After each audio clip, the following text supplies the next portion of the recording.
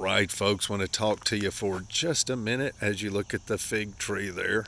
That's a fig right there. And so I want to talk to you for a few minutes, well, about food and the importance of food. I want to encourage you to grow food, folks. Food is so important. It's one of the most important things. Food, shelter, and water, clothing in there as well.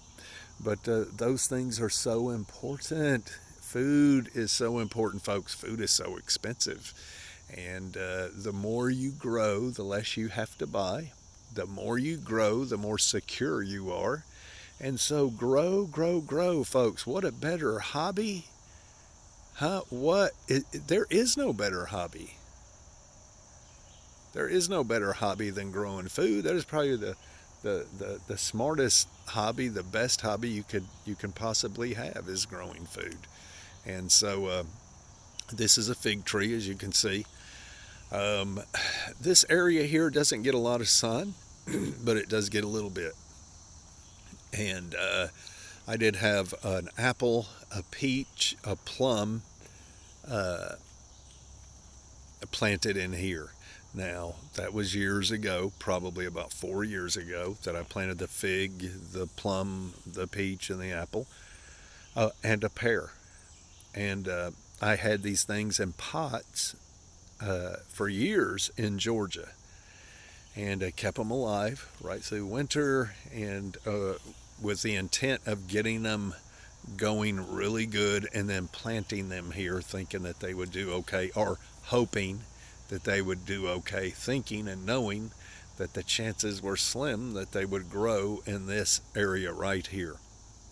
But going to plant them anyway. Now, I knew that the deer would probably decimate them, and the shade would hinder them from growing. But I told the wife, I said, look, I'm going to plant them anyway. And if just one will take and grow, that will be awesome. And that's what has happened here, folks. This, believe it or not, that fig tree is 4 years old and it is very small. But it is all of a sudden doing really, really good, and I'm thankful for that. Anyway, folks, I want to encourage you here for a few minutes to grow some food. It is so important to grow food. Food's very expensive right now. Guess what, folks? I do not believe that the price of food is going to go back down. Now, it may fluctuate for a while, but I believe that we are living in a day and age of high food prices, high prices on everything, and that is because the dollar is losing its value. And that day is here, and it is going to stay. Like I said, it'll fluctuate a little bit and go up and down, but the dollar is losing its value, and that's for sure. And so you want to grow food. The more food you grow, the better off you're going to be. There's not a better hobby than growing food. There's not a more rewarding hobby than growing food. Food's fun to grow, and it's food. You eat it and you need it. And so it's super important to have food. Food, fresh water, clothing, and shelter. Those things are so important, folks. And so you got to concentrate on them. You've got hobbies. Get rid of one of those hobbies and put food in its place.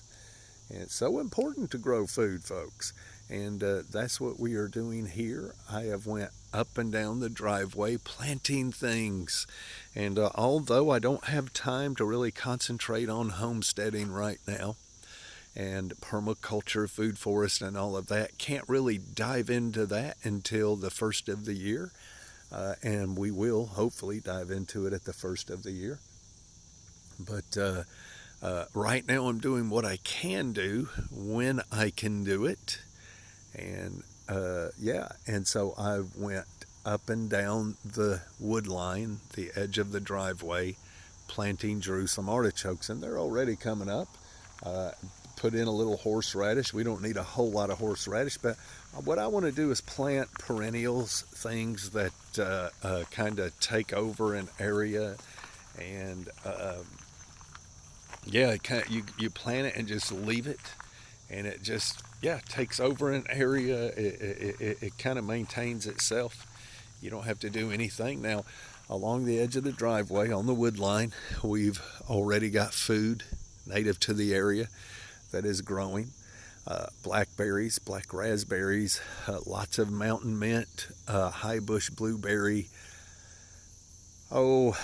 May apple here and there, autumn olive, and it just goes on and on.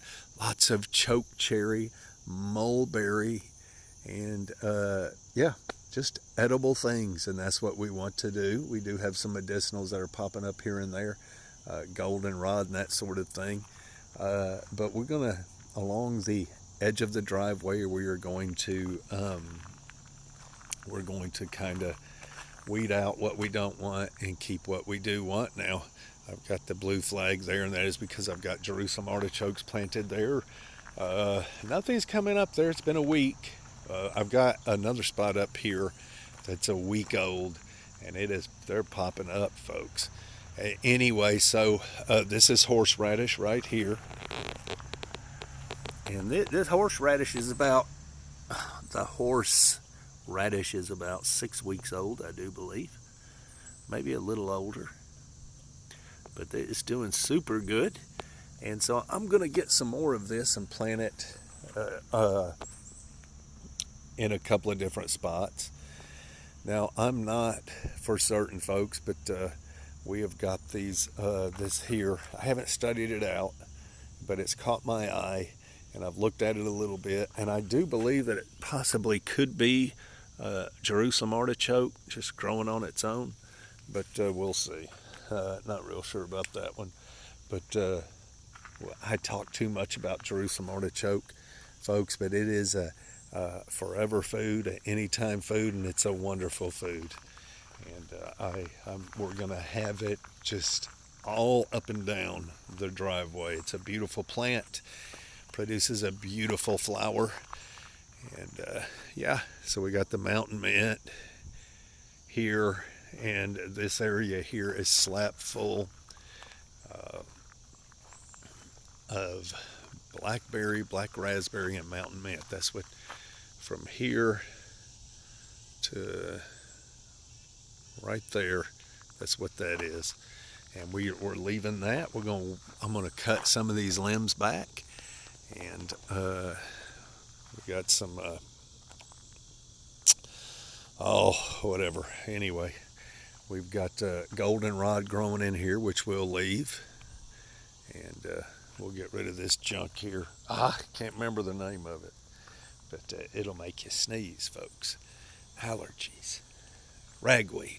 We're going to get rid of the ragweed. And so she's, I don't know why that tarp is there. We'll pull that thing out. But grow that food, folks. Grow that food. You were looking at pure food right here. Pure food, folks. That's all that's in there. There's a couple of weeds here and there. We'll get those out, but this is nothing but food. Now these evergreens, these cedars and these junipers, we will transplant those. I'm going to go around digging them up here and there. I might start that at some point this evening and transplant them. Yes, folks, transplant them. Anyway, so let's head on up here. And now these poplars here, we're going to encourage them to grow. There, we've got a lot of poplar on the property. We're going to encourage them to grow, and we're going to set up some beehives on down the hill there, away from the grandkids. And we're going to have some honey, and between the poplar and the honey, or the bee, I should say, there is a medicine that is produced. And anyway, so we'll be doing that and harvesting honey, harvesting medicines, and that sort of thing. Anyway, folks, so already getting started on the food wagon here, the permaculture. Uh, so thankful for that. I am going to plant Jerusalem artichokes. I know I've already said it. I talk too much about it, but I am going to plant Jerusalem artichokes absolutely everywhere, folks. Now these here are 3 weeks old. Already coming up, there's Mr. Frog. And so they're doing really, really good. I've got some that are just a week old that are doing really good as well.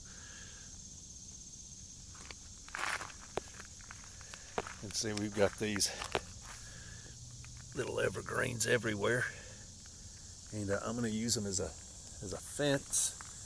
And the junipers, of course, I'll be able to harvest medicine off of them. But they'll be mostly there. They'll be dual purpose. They'll be for a fence and for the medicines. The flavoring, those juniper berries have an awesome flavor. Anyway, so you can see we've got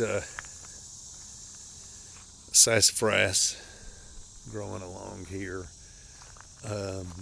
Blueberry here. This is blueberry. And just food. It's just the edge of the driveway is going to be like a drive-through. You just drive through and get your food. And that's what we want, folks. We want food everywhere. The day and age we live in, folks, you're crazy not to be growing food. Crazy not to be growing and raising your own food. Fishing and hunting and homesteading, it is the way to go for sure. And that is the way we are going. And we've got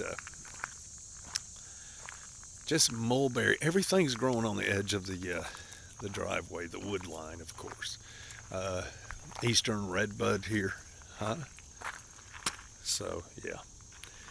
Anyway, folks, just some words of encouragement there, and hopefully I planted a seed, and now you'll go out and plant a seed. And I am just so thankful to be in East Tennessee, Northeast Tennessee. So thankful, folks. Wouldn't want to be anywhere else. If I wanted to be somewhere else, I think I would be there. But see, I'm not real sure if this is Jerusalem artichoke or not. You know, it's very young. I just don't know what else it would be. Looks just like one. The flower being so young isn't quite like the Jerusalem artichoke flower. So not positive about that, but there's a chance it can be a Jerusalem artichoke. Not one I planted, one that's come up on its own.